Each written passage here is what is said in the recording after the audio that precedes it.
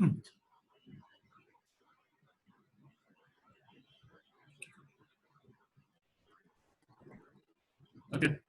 Okay. Good afternoon, viewers. This is our fourth session of Interview Skills Part 4. And in this session, we'll discuss about interview skills. And we have two questions here today, which we are discussing.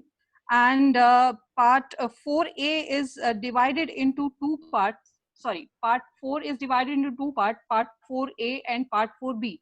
And today we are discussing about Part 4A.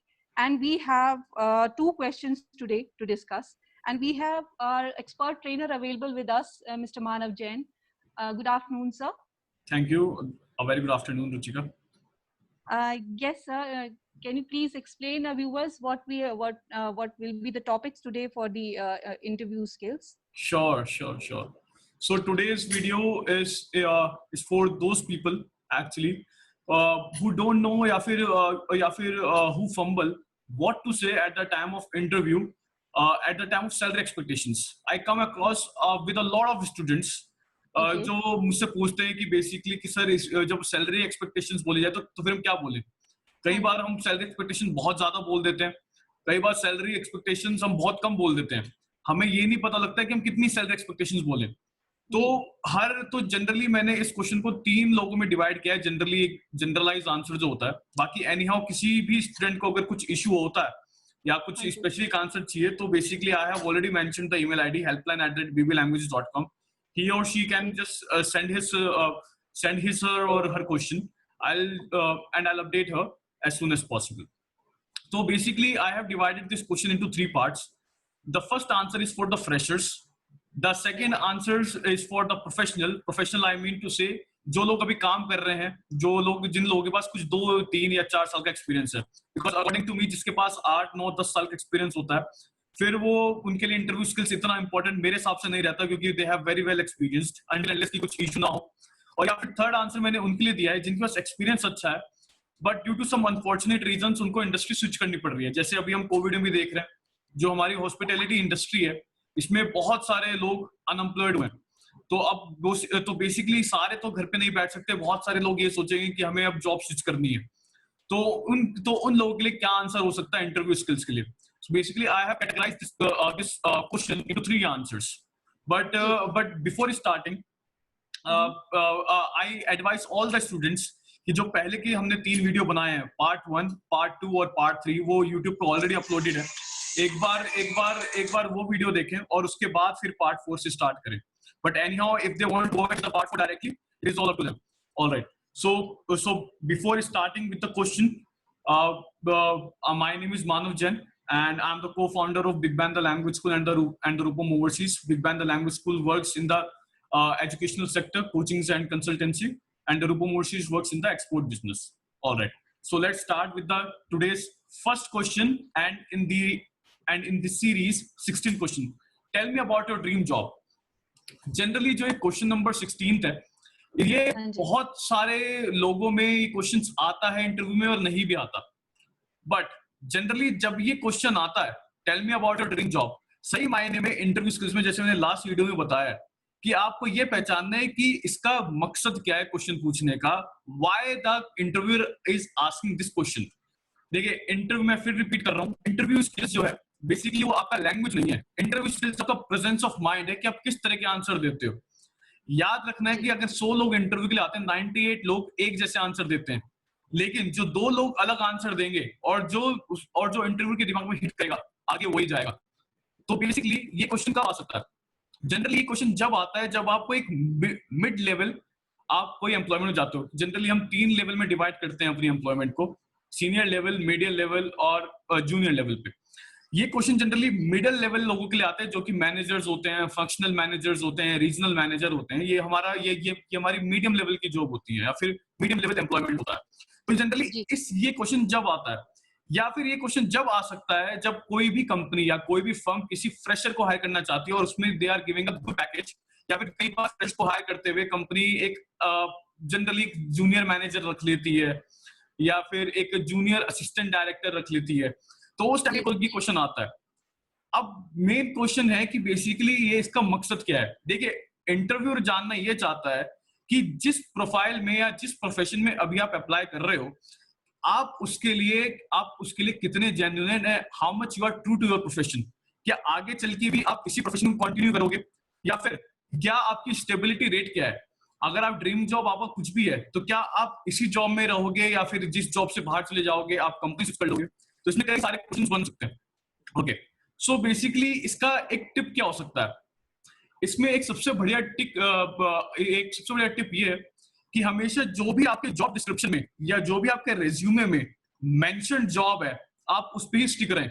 Let's see कि अगर मैं digital marketing में काम करता हूँ, या फिर मैं ट्रेनर हूँ किसी भी लैंग्वेज का या किसी भी कोर्स का, या फिर मेरी कोई प्रोफाइल है जिसमें मैं मैनेजमेंट में आता हूँ, तो अगर कोई मुझसे पूछता है tell me about your dream job, तो सबसे बढ़िया इसकी टिप ये है कि आप जो भी उसमें जॉब डिस्क्रिप्शन में मेंशन्ड है जिस जॉब के लिए, अगर वो मैनेजर लेवल के लिए है, एचआर लेवल के लिए, तो आप उसी जॉब में ही स्टिक रहे। आप उसमें इधर उधर की फ्लक्चुएशन ज्यादा ना करें कि अगर लेट्स से कि अगर आपने एचआर के लिए अप्लाई किया है और आप अपनी ड्रीम का बता रहे हो कि I want to be singer या फिर I want to be a trainer, however HR and training is bit related, but I want to be a CEO या फिर जो XYZ, तो वो आंसर इतना अच्छा नहीं माना जाता। आंसर ज्यादा वायबल वो माना जाता है जो कि आपकी जॉब डिस्क्रिप्शन से रिलेट करता हो। या any question you want to ask Ruchika के लिए? सर एक्चुअली काफी स्टूडेंट्स जो होते हैं वो हम्म उनकी ड्रीम जॉब जो जॉब वो अप्लाई कर रहे होते हैं, हम्म उनका फोकस मतलब वो उस जॉब के लिए मतलब उस जॉब के बारे में उन्होंने सोचा नहीं होता। हम्म मेनली उनका होता है दूसरा टारगेट, बट उनकी जरूरत होती है वो जॉब। राइट राइट ठीक है, राइट। तो वो किस तरह से कर सकते हैं एक्सप्लेन, मींस उनकी वो एक्सपेक्टेशन नहीं है, वो जॉब वो नहीं करना चाहते, फिर भी उनको किसी मजबूरी से करना होता है, तो ओके, उनके लिए क्या टिप्स हो सकती है सर? देखिए उनके लिए मैं आपको फिर क्लियर कर रहा हूँ। इंटरव्यू स्किल्स जो है, इंटरव्यू स्किल्स आपको ये सिर्फ एक स्किल है जिसमें आपको ये उनको प्रूफ करना है कि आप इस जॉब के लिए क्यों बेहतर हो। You don't have to be very सत्यवादी या रेस्टन कि मेरे आगे चल के मेरा जॉब क्या है। एट द एंड ही हाँ is an employer and you are the one who is seeking job. आपको जी सिर्फ जी ये देखना है कि ये जॉब मेरे को क्लियर करना है। उसके बाद एक बार कंपनी में एंट्री हो जाए, हमें सिर्फ एंट्री लेनी है, उसके बाद कंपनी के बाद एंट्री हो जाए, उसके बाद तो वो कुछ भी कर सकता है। This is related only for the job purpose कि how to get the entry. आप हर चीज नहीं एक्सप्लेन कर सकते, कंपनी आपको हर चीज जॉब में एक्सप्लेन नहीं कर सकती, वैसे ही आप भी हर चीज कंपनी को एक्सप्लेन नहीं कर सकते। This is just an skilling. जैसे एक कोट है that no one have to know each and everything about you. तो यही सबसे बढ़िया फिट बैठता है इंटरव्यू स्किल्स में कि इंटरव्यू को आप बताओ जो आप बताना चाहते हो, लेकिन हर चीज नहीं। That is the way you can clear interview skills. Plus in addition to it, अगर यूपीएससी की भी बात करता हूँ, लोग जो इंटरव्यू लेते हैं वहां पे वो हर चीज नहीं बताते। वो चीज कोई उनसे जो क्वेश्चन पूछा जाता है इंटरव्यू स्किल्स में, वो सिर्फ पॉइंट टू पॉइंट आंसर देते हैं। अगर वो सारी हिस्ट्री ज्योग्राफी लेके बैठ गए, फिलोसफी लेके बैठ गए, तो वो क्लियर ही नहीं कर पाएगा। You have to, so this is the answer of your question actually. Okay, इसका मतलब ये है कि जो जिस जॉब के लिए उन्होंने अभी अप्लाई किया है उसी को ही फोकस करना है, यस उसके यस अलावा उन्हें कुछ भी एक्सप्लेन नहीं करना। राइट। आपको बस ये जी फोकस करना है कि किस तरह इस जॉब को मेरे को लेना है, मेरी जरूरत अभी करंट की है, बाद में कैसे करना है क्या करना है वो तो सब पे अपना अपना डिपेंड करता है। जी जी जी राइट। ठीक है सो ठीक है। इसके अब आंसर्स क्या हो सकते हैं?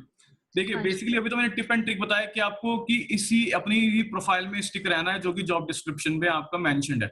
अब इसके आंसर्स क्या हो सकते हैं? देखिए आपको ये बड़ा याद रखना है कि जनरली आंसर सबके मिले जुले एक होते हैं, but how you convey the answer plus how beautifully you are answering the question, तो ये सबसे बड़ा मैटर करता है।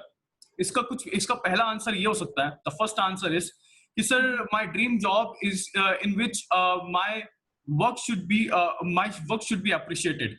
प्लस जो मेरा काम है, अप्रिशिएट मेरा काम हो, जो मेरा काम मेरे को अलॉट किया गया है वो काम मेरे पास ही रहे। ये काम मेरे को बार बार उसमें चेंज ना हो कि अभी आपको ये करना है, अभी आपको ये करना है, अभी आपको ये करना है, अभी आपको ये करना है। अगर बाई चांस मेरे पास मैनेजमेंट का काम है तो मेरे को मैनेजमेंट रिलेटेड चीजें चाहे आप कितनी दे दो, 5 दे दो, 6 दे दो, 10 दे दो, लेकिन ये ना कि मैनेजमेंट से हटा के मेरे को ट्रेनिंग भी करनी है, मैनेजमेंट के अलावा मेरे को सेल्स भी करना है, मैनेजमेंट के अलावा मेरे को कस्टमर कंप्लेंट भी देखना है, मैनेजमेंट के अलावा मेरे को XYZ और चीजें देखनी है।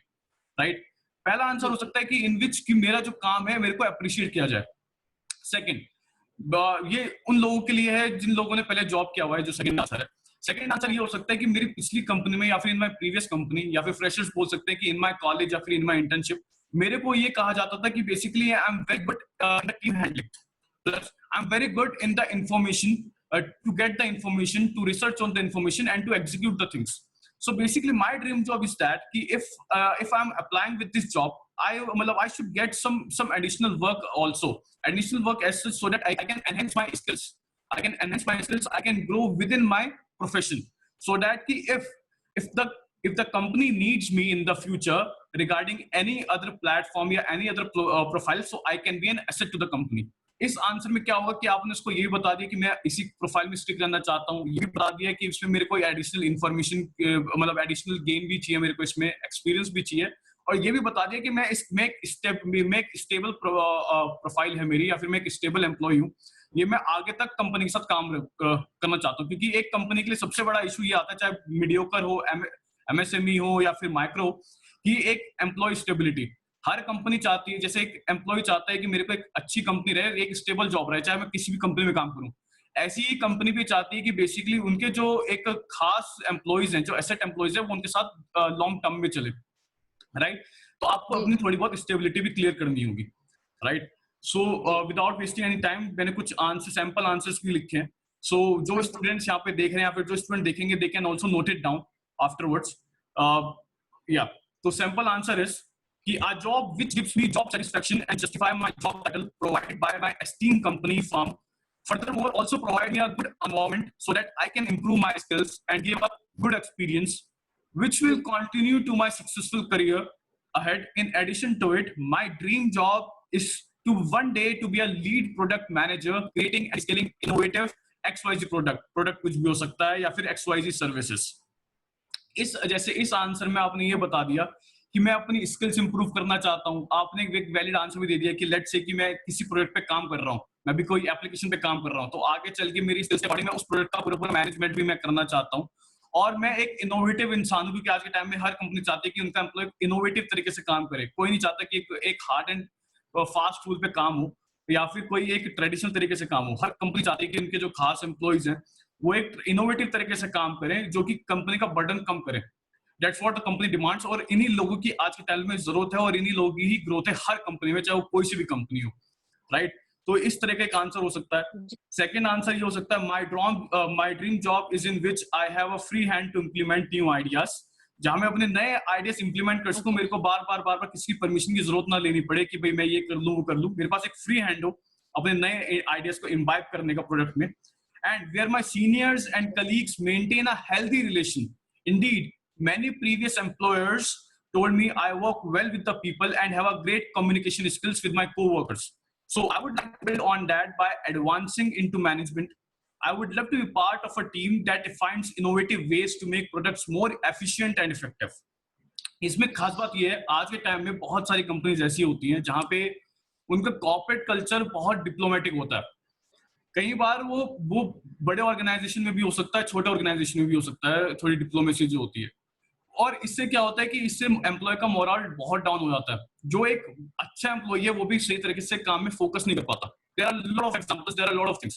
तो आज के टाइम में अकॉर्डिंग टू मी, या फिर जो मैंने अपने एक्सपीरियंस में देखा है, एक बेहतर कंपनी, एक अच्छी कंपनी और एक फास्ट ग्रोइंग कंपनी वही है जो एक अपने एम्प्लॉय से हेल्दी रिलेशन बना के रखती है, और साथ में not with the employer and employee, between the employees भी एक हेल्दी रिलेशन रहता है, चाहे वो सेम डिपार्टमेंट से हो, चाहे वो डिफरेंट डिपार्टमेंट से हो, या फिर वो कुछ कोई और चीज है, लेकिन एक अच्छा हेल्थी रिलेशन से एक एम्प्लॉय का मोरल बूस्ट रहता है। आज के टाइम में एम्प्लॉय दो ही चीज चाहता है, या तो मेरे को पैसे अच्छे मिल जाए, सैलरी रेमुनेशन अच्छी मिले, या फिर एक स्टेबल या हेल्थी रिलेशन जॉब हो जिसमें एनवायरमेंट अच्छा हो। स्टार्टिंग फेज में जनरली एम्प्लॉय डिमांड करता है एक अच्छी सैलरी की, लेकिन लेटर फेज जैसे जैसे स्टार्ट होने लगता है उसको आइडिया हो जाता है कि basically the most important thing is stable job and a good environment. अगर ये दो चीज किसी के पास है, किसी कंपनी के पास, तो आई कैन अश्योर यू कि वो उसके एम्प्लॉयज जल्दी से काम छोड़ के नहीं जाएंगे।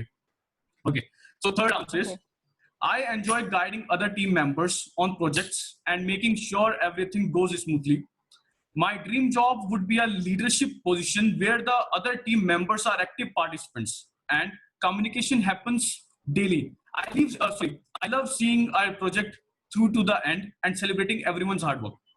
ये भी एक अच्छा आंसर, एक हेल्दी एनवायरनमेंट के लिए, एक पॉजिटिव थिंकिंग के लिए, और एक मोरल बूस्टिंग के लिए, कि जैसे कि मेरी ड्रीम जॉब वो है जहां पे मैं लीडरशिप पोजीशन पे हूं, मतलब I want to be a team player at the top, मैं टीम में रहना चाहता हूँ लेकिन उस टीम में भी टॉप पे।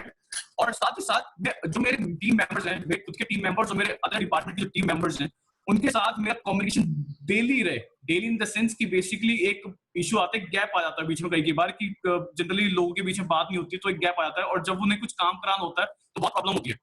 तो इसी वजह से एक मेरा ड्रीम जॉब ये है कि मैं एक लीडरशिप पोजीशन पर हूं, और मैं हर रोज रिपोर्टिंग लूं, हर रोज कम्युनिकेशन हो, और हर रोज मैं लोगों को अप्रिशिएट करूं उनके हार्डवर्क के लिए।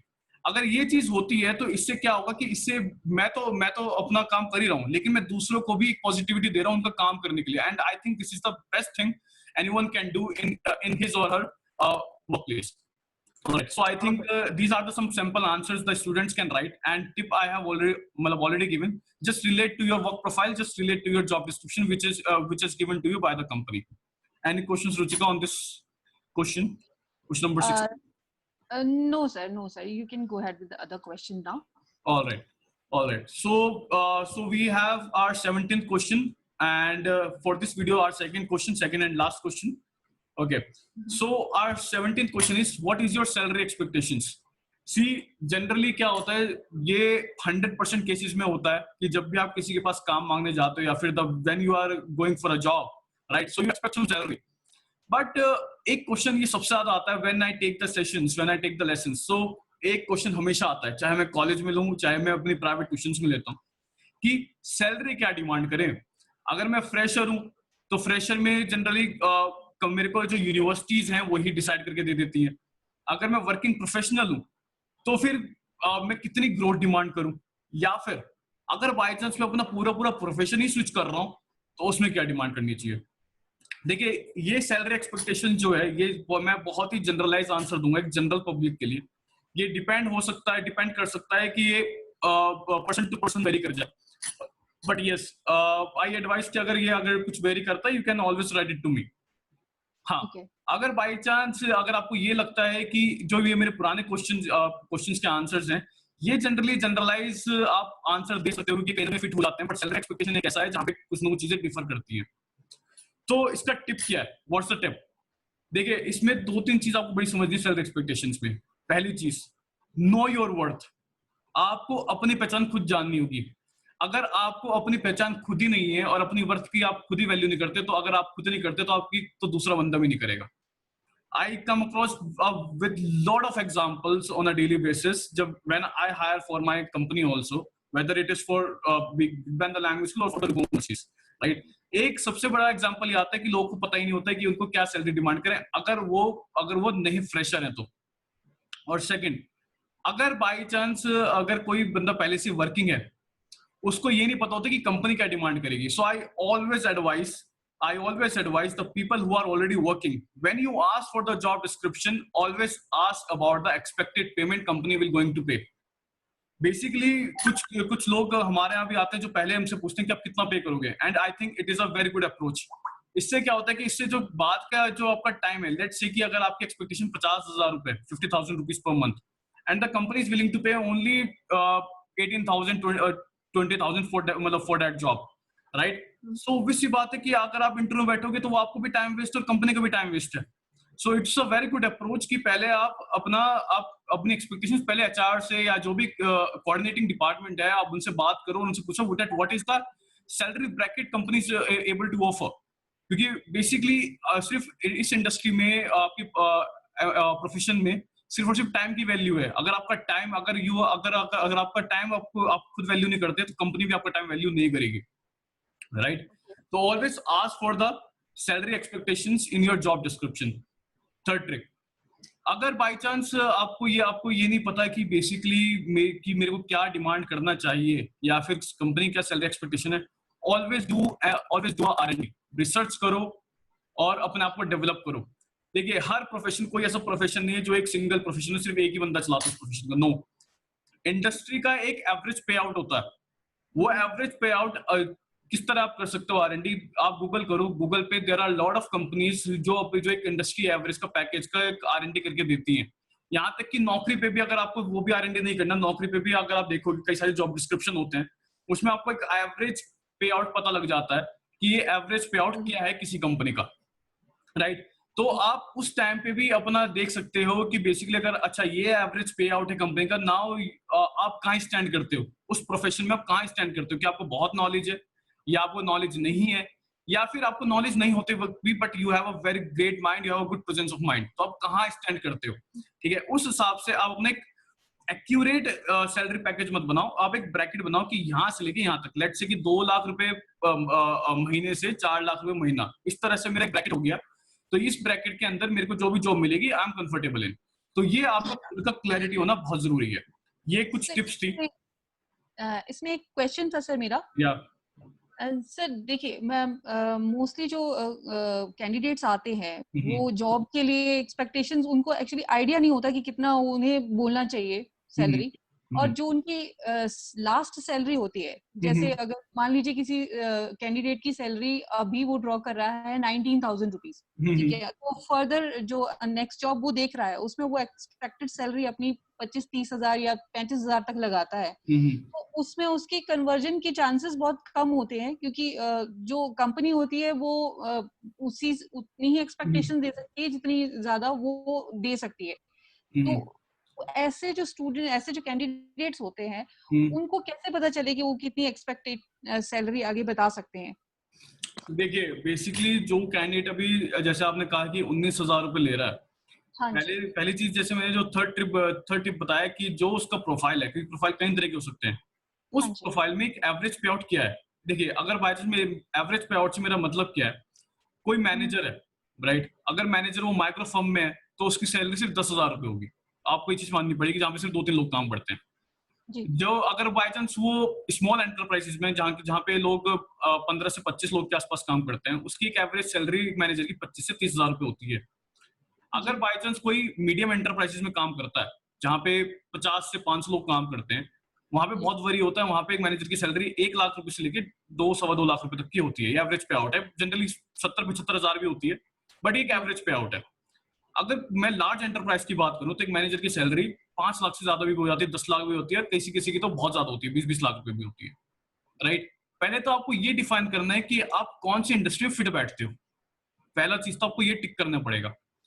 जी। सेकंड, आपको ये देखना पड़ेगा कि बेसिकली अब उस इंडस्ट्री में आपका एवरेज पे आउट क्या है, और किस तरह का प्रोफाइल, उसी प्रोफाइल में किस तरह की कंपनी में आप काम करना चाहते हो। लेट्स से अगर मैनेजर है, अब मैनेजर में भी काफी सारी प्रोफाइल होती है, एजुकेशन इंडस्ट्री है, हॉस्पिटैलिटी इंडस्ट्री है, रेस्टोरेंट की इंडस्ट्री है, और रियल एस्टेट है, ज्वेलरी है, एक्सपोर्ट है, इंपोर्ट है, लॉट ऑफ इंडस्ट्रीज। तो आप किस इंडस्ट्री में फिट बैठते हो, जी। राइट।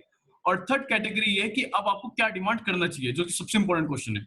अकॉर्डिंग टू मी, अगर बाय चांस किसी की 19,000 सैलरी है और ये पहले तो वो कंप्लायंस कर रहा है, उसको ये पता है कि मेरे को किस इंडस्ट्री में काम करना है, और सेकंड मेरे को ये पता है कि कौन सा मेरे को किस इंडस्ट्री में क्या प्रोफेशन चाहिए, तो basically I will demand the average पे आउट। और एवरेज पे आउट जनरली 20% हायर होता ही होता है, 20-25% हायर। अगर मेरी 19,000 सैलरी है तो आई डिमांड कि मैं 25 से 26 हजार के आसपास जाऊं, और सबसे पहले तो मैं जॉब डिस्क्रिप्शन में सैलरी मांगूंगा कि भैया कितनी सैलरी आप दे सकते हो, उसके हिसाब से मैं अपने आप को प्रिपेयर करूंगा। अगर मैं ऐसी हवा हवा में कर दूं कि बेसिकली मैंने 35,000 रुपए की सैलरी डिमांड करूंगा, मेरे को और पता कुछ नहीं, तो कोई फायदा नहीं है। हाँ हमेशा आपको अपना होमवर्क करना पड़ेगा, आपको इंडस्ट्री देखनी पड़ेगी, जिस कंपनी में आपने अप्लाई किया उसका क्या पे आउट है वो देखना पड़ेगा, और जिस कंपनी में आपने अप्लाई किया है वो आप उसमें किस तरह फिट बैठते हो उसके लिए भी आपको अपना होमवर्क करना पड़ेगा, जब भी जाके हो सकता है। मैं इसमें एक एग्जांपल और देता हूँ। Very close friend of mind, she was जी। वर्किंग इन नौकरी.com। वो नौकरी.com में उसकी सैलरी कुछ 20,000 के आसपास थी, 20-21 हजार के आसपास। लेकिन उसने जी। अमेरिकन एक्सप्रेस में अप्लाई किया इन अक्टूबर, और अक्टूबर में उसमें अप्लाई करने में सेम प्रोफेशन था उसका, एचआर में, and she demanded 200% hike. 200% hike जो कि एक बहुत ही नॉर्मल ही नहीं होता चीजें। यू वॉन्ट बिलीव कि उसका इंटरव्यू स्किल्स इतना बढ़िया गया, उसने इंटरव्यू इतनी अच्छी तरह क्रैक किया। She does not get a 200% hike, but she get the 100% hike. उसकी करंट सैलरी भी कुछ 40-45,000 है, बेसिक सैलरी, जिसमें उसको डीए एचआर वगैरह सब अलग मिलता है। वो इसको ओके। किस लिए मिला, क्योंकि उसने पहले अपनी इंडस्ट्री डिफाइन करी, इसको किस में करना है, स्मॉल में करना है, माइक्रो में करना है, लार्ज में करना है, मीडियम में करना है, और जी। उसके बाद उसको क्या प्रोफेशन में करना है, सेम एचआर में करना है, ठीक है। साथ में एचआर में अगर जो लार्ज कंपनीज हायरिंग कर रही हैं उसमें कौन कौन सी कंपनी कितना कितना पे आउट करती है, फिर उसने उसको सिलेक्ट किया, और उसको सिलेक्ट करने के बाद उसमें अप्लाई किया और अपने आप को प्रिपेयर किया कि इंटरव्यूज में क्या क्या क्वेश्चंस आ सकते हैं, and afterward she cracked the interview and now she is getting 45,000 rupees basic income. Sorry basic salary. So इस तरह से ही डिफाइन किया जा सकता है इस चीजों को तोड़ तोड़ कर। ओके, तो इसका मतलब ये है सर कि एक तो पहले आपकी कंपनी प्रोफाइल कंपनी किस स्केल पे काम कर रही है वो मैटर करता है, 100%। और इस पे ये भी मैटर करता है कि कैंडिडेट का एक्सपीरियंस कितना है। एक्सपीरियंस कितना है, देखिए जी चाहे एक्सपीरियंस हो या ना हो, अकॉर्डिंग टू मी कि आपका अभी क्या आप किस में देखते हो, अपने आपको स्मॉल में देख रहे हो, माइक्रो में देख रहे हो, मीडियम में देख रहे हो, लार्ज में देख रहे हो।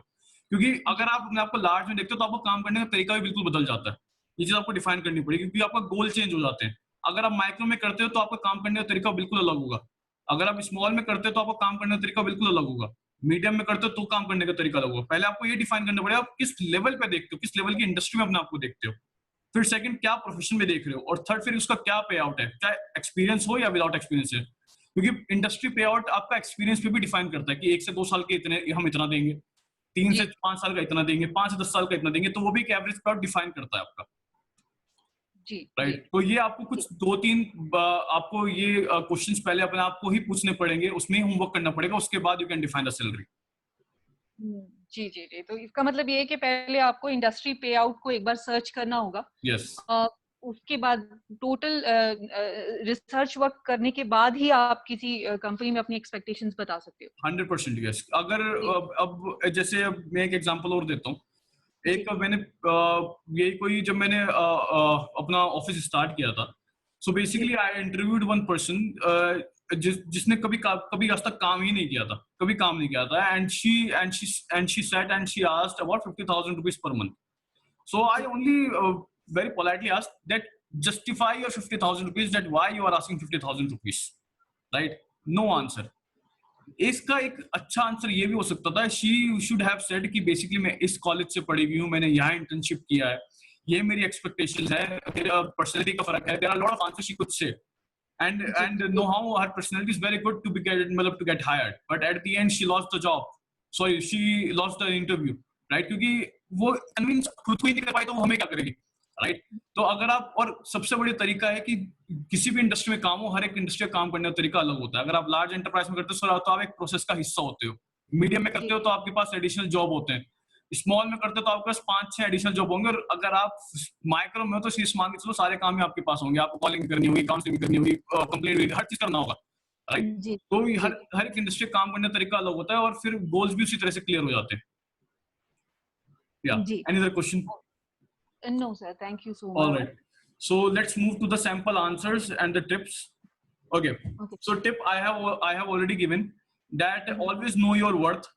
Second, know about the job and applying company tentative pay scale कि वो उस experience में, अगर मेरा 1 से 2 साल का experience है और इस profession में कितना pay scale है, इसका कितना pay out है, and हाँ जी उसके हिसाब से, उस पे के स्किल के हिसाब से। Third is know about industry average पे स्किल कि लेट से अगर मैं एक मैनेजर हूँ, मेरा 2 साल का एक्सपीरियंस है और मैं स्मॉल स्मॉल एंटरप्राइज में काम करता हूँ, तो मैं 25 अगर मैं 25,000 डिमांड कर रहा हूँ, तो एवरेज इंडस्ट्री क्या दे रही है? क्या वो 25,000 दे रही है, 35,000 दे रही है, 40,000 दे रही है, या फिर 15,000 दे रही है? मैं कहाँ स्टैंड कर रहा हूँ, और उसके हिसाब से मेरे को काम करना है। So these are the tips. Sample answers क्या हो सकते हैं? ये sample as I have told earlier कि मैंने इसको 3 आंसर में डिवाइड किया है। First is for the freshers, क्योंकि सबसे ज्यादा क्वेरी फ्रेशर्स की होती है कि हम क्या आंसर करें, क्योंकि हमें पता ही नहीं होता। Second is for the professionals, professionals in the sense जो लोग ऑलरेडी इस इंडस्ट्री में वर्किंग है 1 साल से, 2 साल से, 5 साल से। और third is people who are changing या switching their profession. Let's say कि कोई है जो हॉस्पिटैलिटी में, अब बहुत सारे केसेस ऐसे आएंगे क्योंकि 12 करोड़ लोग की जॉब ऑलरेडी जा चुकी है पूरे इंडिया में। 12 करोड़ बहुत बड़ा नंबर है। 12 करोड़ अगर हम करते हैं जिसमें लेबर भी आती है, स्किल्ड भी आता है, अनस्किल्ड हर कोई आता है, तो बहुत बड़ा जी जी नंबर है, राइट? जी तो बहुत सारे लोगों को क्या प्रोफेशन चेंज होंगे अगले साल में, राइट? तो अब जो लोगों का प्रोफेशन जो लोग चेंज कर रहे हैं, उन्हें वो किस तरह का आंसर दे सकते हैं, let's discuss. Okay. For freshers आप बोल सकते हो, since I am a fresher I am looking forward to get in started with building my career. क्योंकि मैं फ्रेशर हूं तो मैं सबसे पहले, मेरा जो काम है, मैं अपना करियर अपना मेरे को बिल्ड करना है, right? I am passionate about XYZ field, अपने प्रोफेशन के बारे में बताया या फिर जिसमें वो अप्लाई कर रहा है कि मैं बहुत पैशनेट हूं, and I know that company ABC will give me an opportunity to get a hand on experience. मुझे पता है कि कोई भी कंपनी हो, ABC मतलब ये मैंने एक एग्जांपल यूज किया कि कोई भी कंपनी हो मेरे को एक अच्छा एक्सपीरियंस देने की कोशिश करेगी। I don't doubt that your compensation is satisfactory or justified amount to your freshers, but for me, being a part of the team and learning are equally important. आपने उसको इनडायरेक्टली ये भी बता दिया कि मुझे पता है कि जिस कंपनी में या फिर आपकी कंपनी में अप्लाई कर रहा हूँ, आप एक कॉम्पिटिटिव, इसमें कोई डाउट नहीं है कि आप एक सैलरी अच्छी देते हो, एक कॉम्पिटिटिव सैलरी देते हो, तो इसमें तो मैं कोई क्वेश्चन करूंगा ही नहीं जो आप जॉब दे रहे हो। प्लस हाँ जी। मेरे को ये भी पता है कि जो सैलरी आप मेरे को दोगे उससे ज्यादा तो आप मेरे को लर्निंग, ट्रेनिंग और स्किल्स सिखाओगे। तो आपने कहीं सारे आंसर्स इस क्वेश्चन में दे दिया as a fresher. Generally fresher बोल ही नहीं पाता वो क्या बोले, या फिर वो एक एक एक वेग सा आंसर देता है कि मुझे 15,000 चाहिए, 25,000 चाहिए, 35,000 चाहिए, राइट। तो उसमें वो सैंपल आंसर में दे सकता है कि बेसिकली मुझे पता है कि कि अगर मैं जिस भी ऑर्गेनाइजेशन में जाऊंगा मेरा करियर बिल्ड होगा, और मुझे पता है कि अगर मैं आपके सामने बैठा हूँ और आपके पास में इंटरव्यू क्लियर होता है, तो मुझे पता है कि एक आप कॉम्पिटिटिव सैलरी होगी जो कि जस्टिफाइड होगी आपके एम्प्लॉय के लिए, और आपका एम्प्लॉय अच्छी तरह काम कर पाएगा। साथ ही जी। साथ मुझे पता है कि जो सैलरी आप दोगे उससे ज्यादा तो आप मेरे को सिखाओगे। So I don't have any issue if you are giving me the experience and the learning and the skills also. तो ये फ्रेशर के आंसर हो सकता है। बाकी फ्रेशर्स के लिए और भी आंसर्स हो सकते हैं, but I think this is the perfect generalized answers for 98% of students. Okay, so Okay. a second answer हो सकता है for the professionals या फिर for the people who are already in the industry and they have a good experience like 1 year, 2 year, 3 year, 4 year, 5 years. क्योंकि 5 साल के बाद के जो लोग होते हैं उनको काफी हद तक आइडिया होता है, एंड आई डोंट थिंक कि उनको कोई सैंपल आंसर्स की रिक्वायरमेंट होती है, because they know very well about the industry, जी। राइट। जी। सो प्रोफेशनल्स के लिए होता है, I don't doubt that ABC will offer me a competitive salary within the industry standards. Although I was comfortable, I was comfortable with the expected pay scale mentioned in the job description. Moreover, while interacting with the interviewers today, I am hopeful that I will attain good in-depth trainings, which will be a bonus in my experience. However, I am open to discussing specific number once we have discussed the detail of the position. देखिए, okay. Okay. इसमें क्या हो सकता है कि मुझे नहीं, इसमें साफ साफ कैंडिडेट बोलता है कि मुझे पता है जो एबीसी कंपनी है या जो एक्सवाईजी कंपनी है, मुझे पता है कि इसमें जो सैलरी, एक अच्छी सैलरी, जो कॉम्पिटिटिव इंडस्ट्री स्टैंडर्ड की सैलरी है, वो मेरे को वही ऑफर करेगी, क्योंकि कंपनी खुद एक गुडविल है। और साथ ही जी। साथ मुझे पता है कि जो वो सैलरी एक्सपेक्ट करेगी, मेरे को उसमें वो एक हैंडफुल एक्सपीरियंस भी देगी, मेरे को वो सपोर्ट भी करेगी और एक हेल्थी रिलेशनशिप मेंटेन रखेगी। साथ ही साथ जी। आपने ये भी उसको आंसर कर दिया कि बेसिकली मुझे, आपने पहले अपनी एक्सपेक्टेशन बता दी, आपने भी बता दिया कि मेरे को जॉब डिस्क्रिप्शन में जो मेंशन्ड है मेरे को उस तरीके की सैलरी चाहिए। हम साथ में ये भी उसको बोल दिया कि बेसिकली मैं फिर भी ओपन हूँ, आप एक बार मुझे को पूरी अपनी उसकी डिटेल्स दे दीजिए, जो भी जिसमें भी आप हायर करना चाहते हैं, और उसके जी। बाद वो डिटेल्स नेगोशिएट करने के बाद फिर हम सैलरी नेगोशिएट कर लेते हैं जॉब डिस्क्रिप्शन में जो मेंशन्ड है। इससे एक अच्छा आंसर है कि आपको डायरेक्टली हिट करने के बजाय आपने उसको इनडायरेक्टली वही बात बोल दी, उसको समझ भी आ गई और आपने उसको बता भी दिया। लास्ट, ये जी। अब इंपॉर्टेंट हो गया ये आंसर देना बिकॉज ऑफ कोविड-19 सिचुएशन, कि ये जी। आंसर क्यों दिया जाए, और ये इसी वजह से मैंने बाद में आंसर डाला भी है कि ये क्यों इंपॉर्टेंट रहेगा for the people changing their profile या फिर स्विचिंग देयर प्रोफेशन। तो answer is, I would like to learn more about the specific duties required of this position, while which I look forward into this interview. However, I do understand that positions similar to this one pay one in the range of XYZ amount or ABC in our region. With my experience, skills, and certifications, I would expect to receive something in the range of SY or $Z. देखिए, basically ये बड़ा ही controversial answer भी हो सकता है और इसमें कई सारे डाउट भी आ सकते हैं कि बेसिकली अगर मैं अपना प्रोफेशन स्विच कर रहा हूं तो मेरे को एक स्टैंडर्ड का जो ऑलरेडी जिनके पास एक्सपीरियंस है उस स्टैंडर्ड के पे आउट क्यों मिलेगा, सैलरी क्यों मिलेगी। देखिए, मैंने जैसे ही पहले बताया, नो योर वर्थ। अगर आपके पास 3-4 साल या 5 साल का एक्सपीरियंस है, हर एक इंसान को पता है कि आगे चल के सिर्फ और सिर्फ इंडस्ट्री में अगर टेक्निकल नहीं है तो सिर्फ कॉमन सेंस काम करती है, प्रेजेंस ऑफ माइंड काम करता है और आपकी इंटरपर्सनल स्किल्स काम करती है, जिसमें आपकी पर्सनैलिटी, आपकी लैंग्वेज और आप किस तरह से लोगों को कन्विंस करते हो, सिर्फ यही काम रह जाता है, चाहे कोई सी प्रोफाइल हो। ये याद रखना है, जितना सीनियर लेवल होगा इंटरपर्सनल स्किल्स उतनी काम करेगी, नॉलेज उतनी काम नहीं करेगी। तो ये आपको याद रखना है। तो जो लोग प्रोफेशन चेंज कर रहे हैं, आपको अपनी वर्थ समझनी है। जैसे मैंने पहले बताया, नो योर वर्थ। अगर आपको वर्थ पता है आपकी कि नहीं, कि मैं बेसिकली ये चीज मैं हैंडल कर सकता हूँ, चाहे मैं किसी भी प्रोफाइल में हूँ। हाँ, मेरे को थोड़ी बहुत स्टार्टिंग में डेवलप होने में इश्यूज आएंगे और थोड़ा बहुत ही मेरे को काम सीखने में थोड़ा टाइम लगेगा, but I know my worth कि मैं सीख लूंगा and I will be a top. तो ये चीज आप बता सकते हो।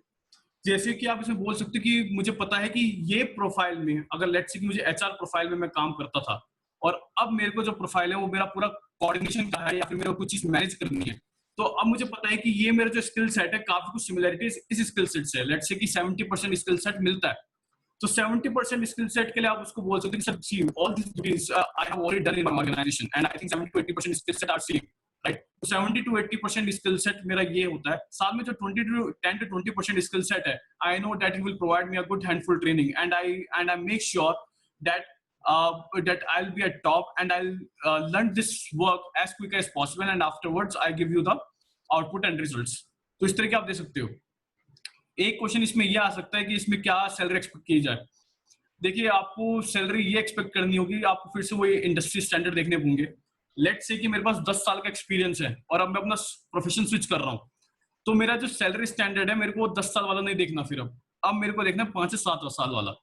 वो जो 10 से 20% है मैं उसके 3 साल कम करके लगाऊंगा, और जो मेरा 5 से 7 साल का एक्सपीरियंस वाला अगर मैं होता तो मैं उस जॉब के लिए उस लेवल पे अप्लाई करूंगा। यार Ruchika, any question you want to ask? No sir, no sir, means जो प्रोफेशनल है, आपने मेनली कहा कि इसमें स्टूडेंट जो भी कैंडिडेट है वो एक तो डायरेक्टली जो है वो एक कंपनी जो कंपनी प्रोफाइल बता रही है उसको भी वो एक्सेप्ट कर रहा है, प्लस वो अपनी एक्सपेक्टेशंस भी बता रहा है। तो ये व्यूवर्स के लिए काफी हेल्पफुल टॉपिक है, क्योंकि इसमें ऐसा होता है कि आप जिस प्रोफाइल के लिए आप अप्लाई कर रहे हो उस प्रोफाइल में जो उन्होंने क्राइटेरिया डाला है, तो आप उसे भी आपको अग्री करना है, प्लस अपनी एक्सपेक्टेशंस भी आपको उसमें डालनी है। 100%। ये काफी हेल्पफुल टॉपिक है सर, ये जो पॉइंट है। और ये एक बेसिकली या I am sorry, I am interrupting you. Basically मैं एक चीज और ऐड कर रहा हूँ, आपने जो बोला है कि बेसिकली हमें ये करना है कि सांप भी मर जाए और लाठी भी ना टूटे। हमें उसको उसकी बात पे हिट भी करना है और उसको अपनी बात समझानी भी है अपने ही वर्ड्स के थ्रू, कि उसको समझ भी आ जाए और वो काम भी उसी तरह करे, राइट। तो ये स्किल सेट होना बहुत जरूरी है। हाँ जी, टेल मी। सर मेन चीज तो अब जो कोविड-19 के लिए जो आपने लास्ट टॉपिक लिया है ये ज्यादा मेन हो गया है, क्योंकि अब जैसे कि काफी जो लोग हैं उन लोगों की जॉब चली गई है, तो अब वो कोई भी जॉब देख रहे हैं, राइट। ठीक। तो उनके लिए ये टॉपिक, ये जो हमारा सेशन है आज का, वो काफी हेल्पफुल है। तो अगर आप किसी भी जॉब के लिए अप्लाई कर रहे हो जो आपके प्रोफेशन के अंडर नहीं भी आता, तो उसमें आपको किस तरह से आगे प्रोफेशन के लिए इंटरव्यू में आपको किस तरह से इंटरेक्ट करना है, तो वो मेनली उस पे ज्यादा कॉन्सेंट्रेट रहेगा कि आपको उस जॉब के लिए आप कितने ज्यादा एलिजिबल हो, वो एक्सप्लेन करना ज्यादा जो है वो जरूरी है इसमें। Right. On the top of that मैं अगेन एक चीज रिपीट करूंगा, जो लोग अपना प्रोफेशन स्विच कर रहे हैं जनरली एक उनके अंदर, अगर आपके पास 8 या 10 साल का एक्सपीरियंस, तो उनके अंदर एक एटीट्यूड आ जाता है, not in the sense of attitude, मतलब एक अंदर से एक आ जाता है कि मेरे पास इतना एक्सपीरियंस, मैं इतना कम क्यों डिमांड करूं। देखिए उनको ये चीज थोड़ा समझना पड़ेगा कि आपके पास एक्सपीरियंस है, fair enough, right, but at the end employer अगर आपको उतने पैसे देगा तो उसके पास और भी लोग हैं जो उसी इतने एक्सपीरियंस के साथ मेन उसी प्रोफाइल में है जो इसमें वो ढूंढ रहा है। सो अकॉर्डिंग टू मी, अगर आपके पास 10 साल का एक्सपीरियंस है तो आपको ये काउंट करके चलना होगा कि अब अगर आप प्रोफेशन स्विच कर रहे हैं तो आपके पास एक्सपीरियंस 5 से 7 साल का है, और इंडस्ट्री स्टैंडर्ड भी आप फिर 5 से 7 साल वाले ही देखो। At the end of profession आप प्रोफाइल कोई भी चूज कर सकते हो, I am not saying about anything about that, but आपको ये काउंट करके चलना पड़ेगा। अगर आपके पास 10 साल का एक्सपीरियंस है तो आप उसको जीरो करने की बजाय आप अपने आपको 5 से 7 साल का एक्सपीरियंस काउंट करके चलो, और उस 5 से 7 साल का जो इंडस्ट्री का स्टैंडर्ड पे आउट है उस पे आउट के हिसाब से ही इंडस्ट्री में अपने पैसे डिमांड करो। ये सबसे अच्छी अप्रोच है आज के टाइम में इंडस्ट्री डिमांड करने के लिए। Without taking some more time, one more example, I know one person, he used to work under us last year. तो बेसिकली मतलब we only, so basically when उसको पढ़ने के लिए जाना था, because he was doing UPSC, but for the unfortunate reasons अभी उसका यूपीएससी का अभी तक वो कोविड की वजह से इंटरव्यू वगैरह, उसका इंटरव्यू पे आ गया वो, तो इंटरव्यू भी उसका इंटरव्यू पता नहीं क्लियर हुआ है नहीं हुआ, आई डोंट नो।